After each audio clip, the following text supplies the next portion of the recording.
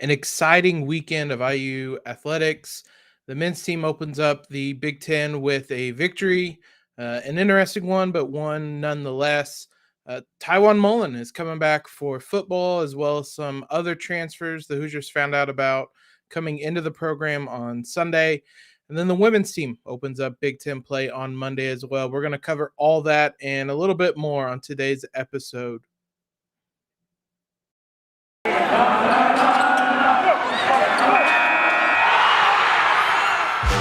You are Locked On Hoosiers, your daily podcast on the Indiana Hoosiers. Part of the Locked On Podcast Network, your team every day.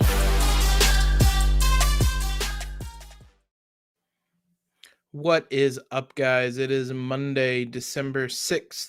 This is Locked On Hoosiers, your daily source for IU athletics, news, analysis, everything you guys could possibly want to know about the Hoosiers. We have you covered. As I mentioned, plenty to talk about from the weekend, both in terms of actual game action, like the men's basketball team, as well as some off-court and off-field stuff that's exciting as well. Today's episode, though, is brought to you by Sonos. Sonos is the official sponsor of ESPN College Football. Go to Sonos.com to learn more. Thanks, as always, guys, for making Locked On Hoosiers your first listen every day. And remember, Locked On Hoosiers is free and available on all platforms, including YouTube at Locked On Hoosiers. I don't think I introduced myself. I'm Jacob, if you guys are listening for the first time. If you are, thanks for stopping by. I hope you guys subscribe and stick around for some more episodes in the future. And if you guys haven't subscribed, we're available basically everywhere that you listen to podcasts, probably where you're listening to podcasts right now, I'd imagine. So be sure to subscribe. Follow us on Twitter at LO_Hoosiers and on Instagram at Locked On Hoosiers. The men's team opened up Big Ten play on Saturday. It was a rocky game at times. It wasn't the prettiest of wins, but a win nonetheless. 68-55, the Hoosiers get it done. For those that missed it, your little Cliff Notes version of a recap, the Hoosiers started out really slow, really poor. 7 turnovers, I believe 2 of 11 shooting. They were down 10 points about midway through the first half.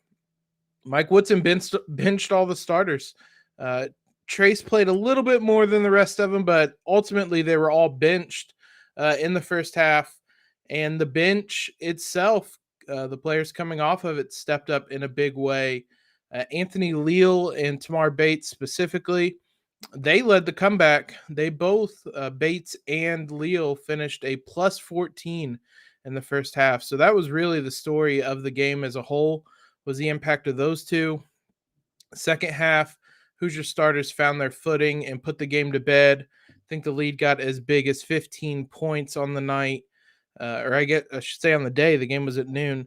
And the Hoosiers cruised to a fairly comfortable win. A little bit of an offensive drought there in the second half made the score get a little closer, but they iced it away late. So it's a victory. It's a Big Ten win. We're never going to be sour on those. And it's a win for Mike Woodson in his Big Ten opener. But the biggest thing to me, as I mentioned, is the impact of Anthony Leal and Tamar Bates. On Friday, prior to the game, Mike Woodson said that he wanted to get Anthony Leal some more minutes if possible. It's a crowded guard rotation as is. He was presented that opportunity probably in a way he didn't want when the starters look just woeful. Be interesting to see. It's a bit of a recurring trend that the starters do not play well to come out of the gate. So it'll be interesting to see if there's any kind of change up moving forward. Ultimately, the starters played well in the second half, so maybe it's more of a preparation thing than a lineup thing. But when they were pulled and benched, it was Anthony Leal and Tamar Bates that made the impacts to bring them back. Leal came in, immediately made a nice little entry pass to TJD, knocked down a three-pointer, got a steal. He had set up Tamar Bates for a couple different layups. He scored one, and the other one, the ball just kind of went right through his hands. So he immediately made an impact on both ends. It's one of those situations where his final stat line only reads 3 points, 2 assists, and I believe 1 rebound. It was a very impactful night as a whole. He only played 12 minutes. 10 of those, I believe, came in the first half. So it was a huge half for him, but it was probably Tamar Bates' best half of his career in Bloomington. That first half, he finishes with 13 points. 11 of those were in the first half. He hit 3 3-pointers, was 4-9 from the field, was huge in the Hoosiers coming back. It's interesting with Tamar Bates because there's times where I think a lot of that Syracuse game, he looked like a freshman. He made a couple plays when he had to play late in the game because of fouls. He had the 1 3-pointer, I believe, in double overtime that was wildly off.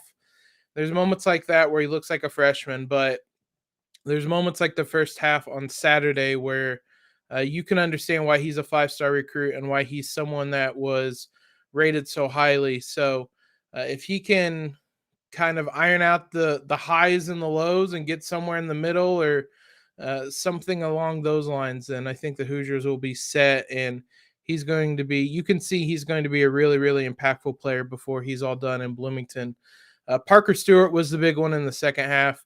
When he goes on these scoring bursts, these hot shooting like streaks, basically, he's as good as anybody. He had one in the second half against Syracuse to lead off the half. He had one in the second half against Nebraska and really put that game away. Pretty quiet game from Trace Jackson Davis. Nebraska defended him, I thought, pretty aggressively. Not necessarily bringing doubles all the time, but making sure that his life was difficult getting the ball into the post. And I thought he did a nice job of not forcing the issue. He was still working to get openings, but I think a lot of times he realized that the defense was paying so much attention to him that just by going, I don't want to say going through the motions, but just by being out there and playing hard, he could open up things for his teammates, and he's a very willing teammate in that regard, whatever it does to get the win. But the second half, I thought he had some loud points, I guess, not just in that he had some dunks where he was screaming on the way. It was just they were important points maybe, and especially late in the game to make sure Nebraska didn't get close and that it stayed a double-digit game. He had some big baskets there. Maybe the most impressive aspect of the night for the Hoosiers was on the defensive end where Bryce McGowens comes in, star freshman, averaging 18 points a game. He goes 3 of 14 from the field, 1 of 5 from the three-point line. He ends up with 8 points. Trace Jackson Davis had 4 blocks, and all of them were on Bryce McGowens. This team was acutely aware of how good he was and what a threat he could be if he got going. Never allowed him to get going. Even as poor as things were going offensively with all the turnovers and the poor shooting, they never allowed McGowens to get going. And as a result, Nebraska was really only able to build a 10-point lead in that first half when potentially could have been bigger if McGowens was knocking down some shots. We talked on Friday that Nebraska wasn't a good three-point shooting team. They finished 5 of 22, and a lot of those makes, or at least a couple of them, I should say, were in that first half early on. So law of averages a bit there. They only shot 23-61 from the field. And as we said, they do not rebound the ball well. The Hoosiers won the rebounding battle, had 8 offensive rebounds. They only had 6 second chance points, but still they won the battle on the boards. One of those second chance points was Race Thompson's putback dunk that was absolutely massive. So that was a lot of fun. It was a fun win. It was nice to have a fairly comfortable win because that's the way that second half played out. It didn't really feel like Nebraska was going to get back into it. So it was nice to relax and watch a game tick away without biting your fingernails. So big win for the Hoosiers. They'll be back in action on Wednesday in Wisconsin. We'll talk about that later in the week. The women's team will play tonight for if you're listening to this on Monday. We'll preview that toward the end of the show. First, a lot of football news, and most importantly, Tiawan Mullen is going to be back. We'll talk about his decision, what that means, and some transfers that'll be coming in to the program as well. But first, let's talk about PrizePicks since we're going to be talking about college football. It's bowl season. The bowl announcements were on Sunday. Didn't pay a ton of attention to them because I'm still sour grapes about how IU season ended, but for all of you interested in bowl games, PrizePicks is a leader in college sports daily fantasy. They offer more college football props than anyone in the country. Everyone from the Power 5 programs to the stars of the mid-majors. PrizePicks offers any prop you can think of, from yardage to touchdowns to interceptions thrown. All users that deposit and use promo code Locked On will receive a 100% instant deposit match up to $100. It's really simple. You just pick 2 to 5 players, pick the over or the under on their specific prop, and win up to 10 times your entry. It's just you versus those numbers. They also allow mixed sports entries. So if there's a bowl game that you're excited about, you can mix that in with some IU basketball or something like that as well. So don't hesitate. Check out prizepicks.com and use promo code Locked On, or go to the App Store and download the app today. PrizePicks is daily fantasy made easy.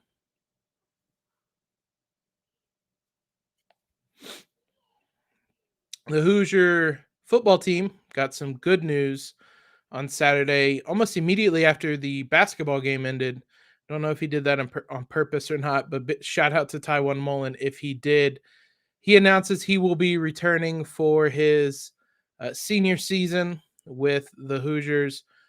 Honestly, I kind of expected him to leave. I mean, I know it wasn't a great season. It was an injury-filled season, but I thought he had proven enough. I thought he'd be a middle of the or a mid-round NFL draft pick, but he wanted more, and it is exciting. He announced on social media. Here's what he said. I'd like to begin with thanking the man above for everything, because without him, I wouldn't be who I am today. Also blessing me with the opportunity to earn my degree and play the great game called football at Indiana University. I've been presented with the opportunity to declare for the NFL draft. However, after long talks with my mom, family, and friends and coaches, I've decided to return for my last year of eligibility at Indiana University. Season didn't go how we wanted it to go, but my work at Indiana is not done. The future is bright for the 2022 Indiana Hoosiers. Excited for what's in store. I am excited for what's in store. I was honestly shocked, as I said.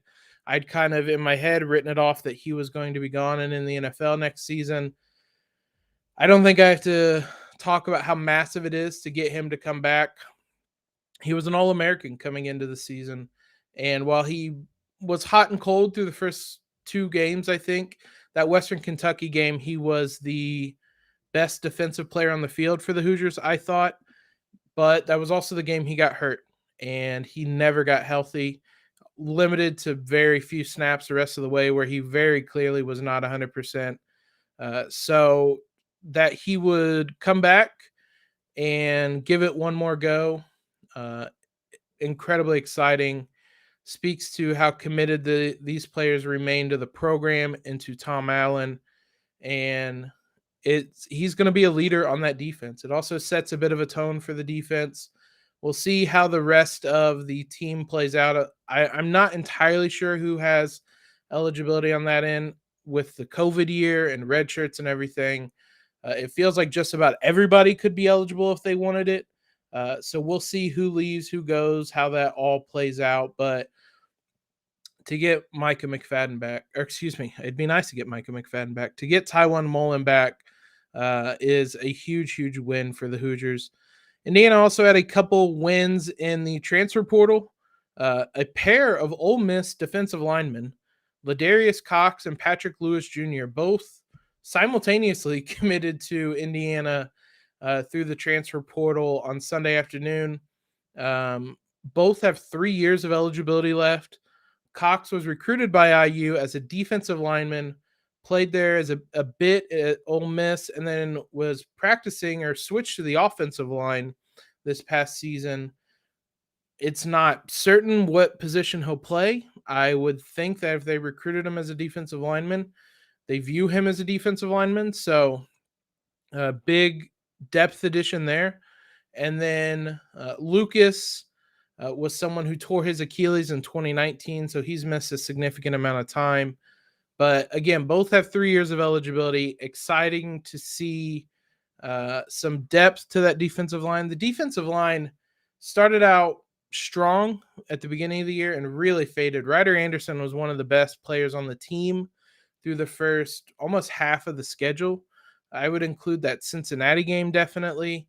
And there were still moments throughout where he popped off the screen and made some big plays, but again, that defensive line really lacks some consistency, and to get some more depth potentially with Cox and Lucas is big. We'll see again who comes back, who may leave from IU's defensive line this offseason, but big to get both of those guys. Another transfer in, Bradley Jennings Jr., a linebacker from Miami, started 11 games for Miami last season, not this season that just happened, last season. But this season, he was passed in the depth chart by second-year freshman and actually a walk-on as well. It just kind of fell out of favor there. So he transferred, comes to the Hoosiers. Again, Micah McFadden and Cam Jones, I believe both will be gone this offseason. So again, there's plenty of minutes to be had, minutes up in the air there. So he'll come in and certainly compete for those minutes. Nobody's ever going to fill those shoes of those two right away, especially McFadden, if they're both gone. So Jennings will come in, and again, it's just depth. We saw what can happen because of injuries this season, and just building up that depth, whether it's through the recruiting trail, whether it's through the transfer portal, is absolutely massive. Some transfer news away from Indiana. We mentioned last week Cameron Buckley was leaving the program. He committed to Jackson State with Deion Sanders, so happy for him. Hope he lands on his feet and is able to excel there. Exciting to see what Deion Sanders has done down there. Will be interesting to see how much longer he stays there. Maybe that's something he views as many, many years dedicated to it. Maybe it's to him just kind of a stepping stool to a D1 program. We'll see, though. But best of luck to Cameron Buckley. I'm sure you guys saw the college football playoff. Top four was basically what I expected. Got a little interesting there, that Alabama-Georgia game. If Georgia got really, really blown out, seeing if it was possible that they fall out of the top four, but I didn't really envision a scenario where both of those teams didn't make it. I thought Michigan would win the Big Ten game or title game. I watched it. I should say I had it on. I watched the first half and the beginning of the second half when it became very evident that Michigan was just going to blow the doors off of them. I really stopped paying attention. I thought Michigan was a better team. I didn't think they were that much better, but hats off to them. The last vestiges of how good IU's or how tough IU's schedule was is that they have played half the teams in the college football playoff. So if that's anything to go off of, Michigan, I think, beat them more badly. So we'll see. I'm honestly rooting for Cincinnati out of the group just because they're the underdog, and that's a fun team, and it's a lot better to brag about the fact that we absolutely were dominating Cincinnati through one half if they win the national title game. So that'll be fun to watch. Rooting for Cincinnati, rooting for chaos, most importantly. Let's talk some women's basketball as they kick off the Big Ten tonight as well. They will host Penn State. Before we jump into that, though, let's jump into BetOnline. They remain your number one spot for all the sports action this season. Head to the new updated desktop or mobile website to sign up today and receive your 50% welcome bonus on your first deposit. Just use our promo code LOCKEDON to receive your bonus. Whether it's basketball, football, NHL, boxing, and UFC, even down to your favorite Vegas casino games, BetOnline has you guys covered this season. BetOnline's the fastest and easiest way to bet on all your favorite sports. BetOnline, where the game starts. Another longtime sponsor for us is Built Bar. This holiday season, grab the protein bar that tastes like a candy bar, or even better than a candy bar, I should say. Built Bar filled with so much holiday goodness, rich and decadent flavor, covered in chocolate, but amazingly low in calorie, sugar, net carbs, and fat, and high in protein. You get the best of both worlds, delicious and healthy. Because it's a season of peace and love, don't bring your favorite Built Bar flavor at your family parties. People are so passionate about their favorite flavors. We have a Locked On College group DM, and I let everybody know that cookies and cream was my favorite. Boy, oh boy, am I am I a lone soldier on that one, because I was immediately told how bad cookies and cream was. So they'll fight you over it, and things could really get out of hand. If you're friends with Santa, tell him to throw a few Built Bars in those stockings. With so many flavors, they'd make everyone's Christmas morning a happy one. Go to built.com, use promo code LOCKED15 and get 15% off your order. That's promo code LOCKED15 for 15% off at built.com. The Hoosier women's team will kick off Big Ten play tonight. Before we jump into that, thanks again, guys, for making Locked On Hoosiers your first listen every day.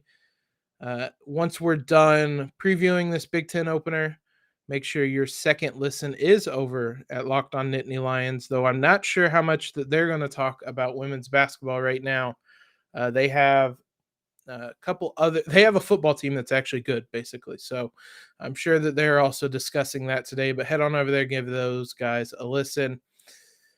Tonight's game, 5-2 Indiana versus Penn State at 4-4. They play at 6 p.m. in Assembly Hall on the Big Ten Network. Penn State comes into this game 1-4 in their last 5. They open up the season going 3-0, including scoring 120 points on Delaware State in that third game, and have since seen an uptick in competition and have gone 1-4. They're 500 on the season. They have one of the best players in the Big Ten, though. McKenna Marissa is averaging 21.4 points per game, second leading scorer in the Big Ten, as is kind of often the case with these kind of rivalry stats. When you look all time, it's a lot like football. Penn State leads the series 33-17. In recent years, though, IU has most certainly been the better team. They've won the last 4 games. They've won 8 of the last 9. The last time Penn State beat IU in Bloomington was on February 13th of 2014. So it has been almost 8 years since IU lost to Penn State in Bloomington. It's going to be an interesting contest tonight. Couple things I will be watching for, just to see Grace Berger and Allie Patberg get back on track. That was a rough game. I should add Nicole Cardano-Hillary as well. That was a rough game for all 3 of them against NC State. They didn't really pick up the slack, to be honest. Mackenzie Holmes was really good, but she needed help, especially against an elite team like that. And those 3 struggled mightily. So just to see those 3 get back on track, knock down some shots, get back into the flow, just see the ball go through the hoop, it's a big thing I'll be watching. And just in general, offense outside of Mackenzie Holmes. Holmes, again, was the best player versus NC State in a game with 2 of the best programs in the nation.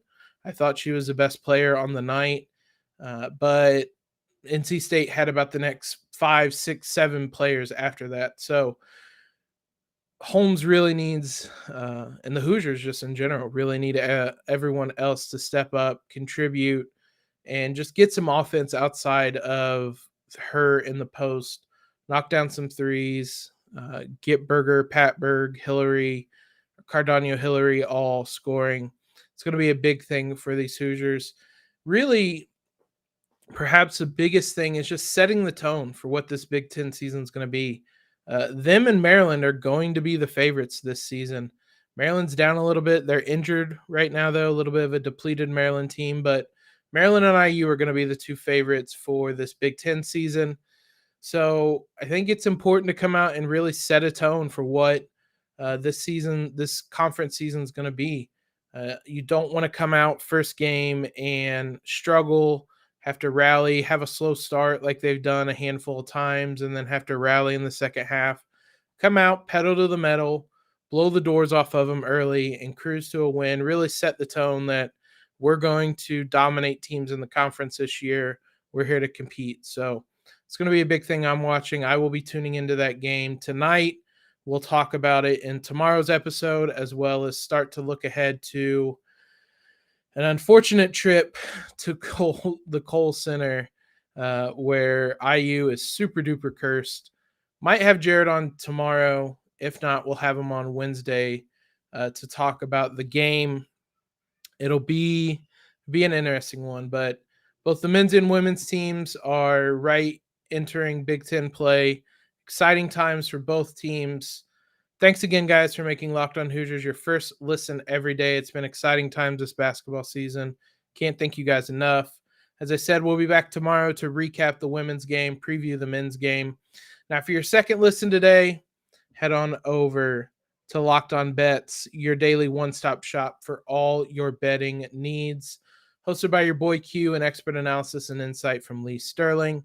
Appreciate all the love, the comments, the feedback, the follows on Twitter and Instagram. Be sure to go follow us over there. Follow us, like I said, on Twitter. We live tweet the games. Subscribe to the podcast if you haven't already. Rate and review. All that stuff helps us out a ton. Appreciate all the love you guys have given us. Most importantly, though, guys, have a great Monday and